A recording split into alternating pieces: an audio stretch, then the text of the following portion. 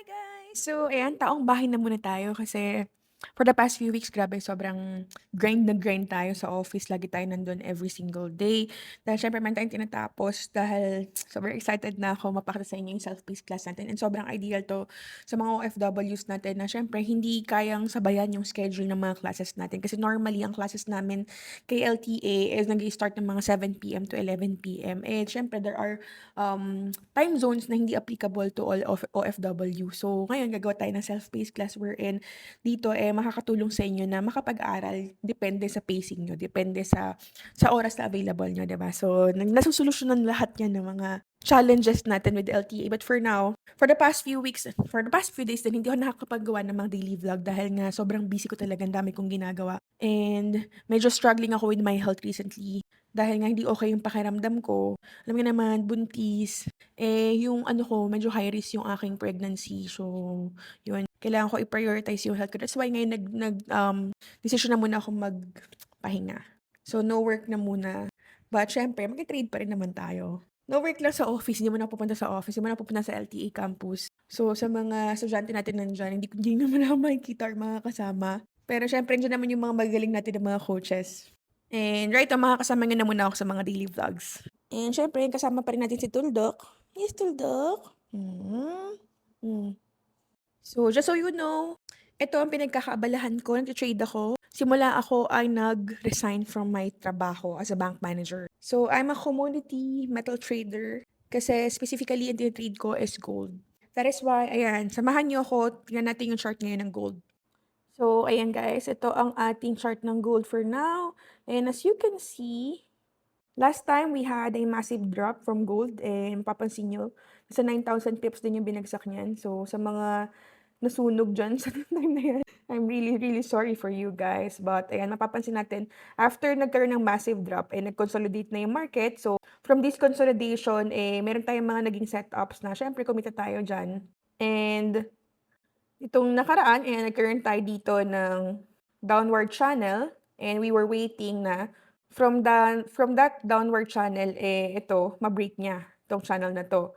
So, ngayon, nagkaroon siya ng breakout somewhere here, breakout, retest.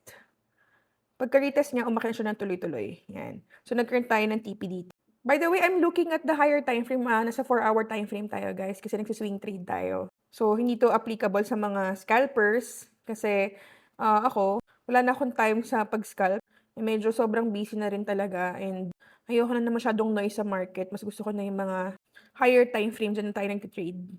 That is why here naman, pagka-break nito, yan, nagkaroon tayo ng opportunity to buy and then nagtipin na tayo somewhere here sa resistance and as you can see, binasag niya pa itong ating solid resistance dito. Bakit natin nasabi na solid resistance to? Kasi multiple times nagkaroon ng rejection sa area na yan. Ayan. Nag-react yung market sa area na to. That is why, pagka-break nito, napakagandang confluence ito. However, ayan, papansin nyo, pagka-break niya, nagkaroon siya ng retest somewhere here. Ayan, nagkaroon siya ng retest somewhere here. And then, nag-buy tayo dito sa area na to, umakyat, then bumagsak ulit. So, nag-drawdown tayo dito.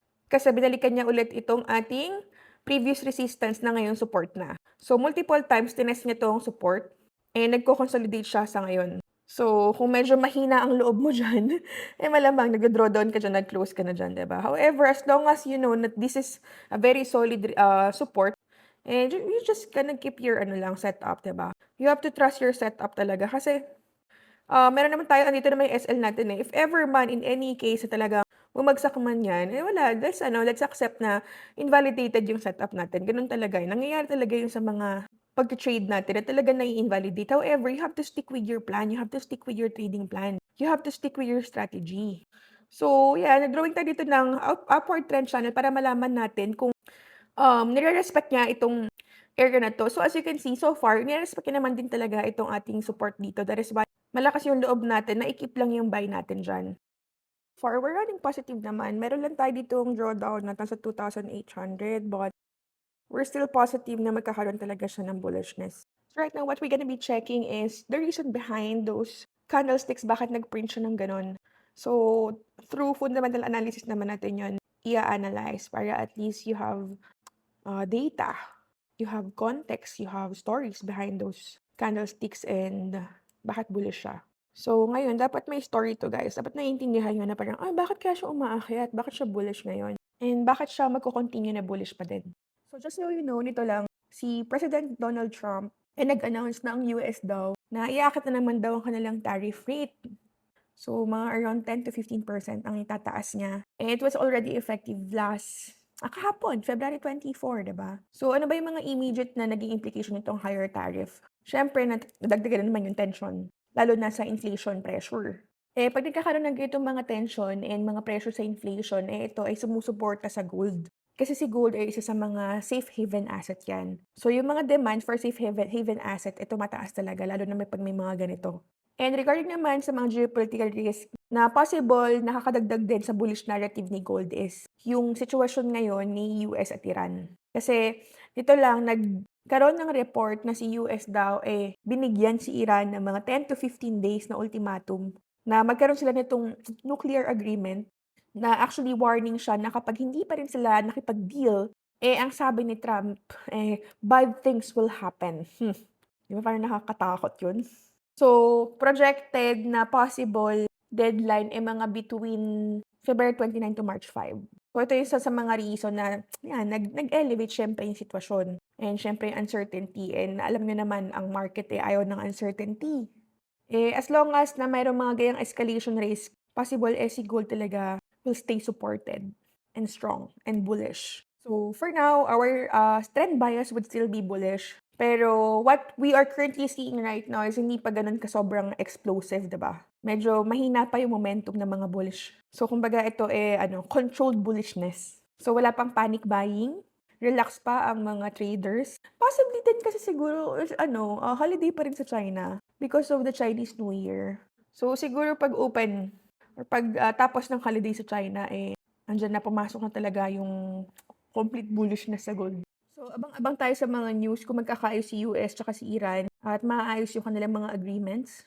So, regarding the rate cut, based sa mga nabasa ko, nag-i-improve naman daw yung labor market. So, yung inflation risk still dyan pa rin naman, present pa rin naman siya. So, most likely daw ang rate cut, ma-pause muna, so steady muna siya. So, this means, syempre, yung expectation ng mga investors, sa mga market traders, bumaba dun regarding sa rate cut. That's why siguro medyo choppy siya. Wala pa talagang parang sobrang clear na talagang direction for gold. And alam niyo naman sa gold, hindi naman yan talaga sobrang nagre-react, especially dun sa mga news na scheduled, di ba? Most of the time si gold nagmo-move siya ng bonggang-bongga, ng sobrang lala kapag merong mga headline surprise. Yan, dyan siya, yun yung pinaka-favorite ni gold kapag may mga surprise. Kaya yun yung aabangan natin.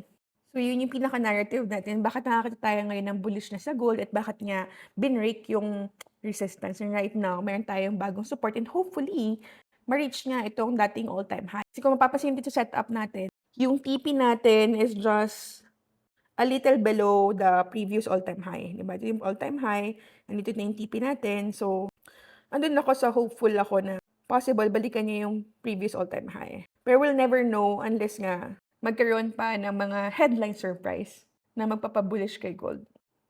So now, if you're the kind of person na parang nagugulo ka pa, hindi ko pa rin naiintindihan yung sinasabi ni coach, parang nalilito pa rin ako, ang gulo-gulo, hindi ko naiintindihan yung mga terminologies niya, para ba siyang alien, ganon. So, if you want to learn about trading and magkaroon ka ng extra skill, wherein magkakaroon ka ng extra source of income, I highly encourage you na explore nyo na aralin ng trading. Wala nang mawawala sa inyo, hindi naman kayo mamamatay kung mag-a-add kayo ng additional skill, diba? Kasi this is a high-paying skill that will allow you, of course, to have time freedom na kahit nasa bahay ka lang, like ako, buntis ako ngayon, nasa bahay lang ako, pero still earn income. Ito yung pinaka-best na I think na magbibigay sa'yo hindi lang time freedom but also financial freedom. As long as, syempre, aaralin mo na mabuti, iintindihin mo, bibigyan mo talaga ng oras, and you will stay committed. Kasi there are people na gusto lang nila aralin to pero hindi naman sila committed. So, if you are really serious in learning this, syempre, you have to be very committed in learning this. And when I say committed, you have to be very obsessed in learning kasi it's not easy.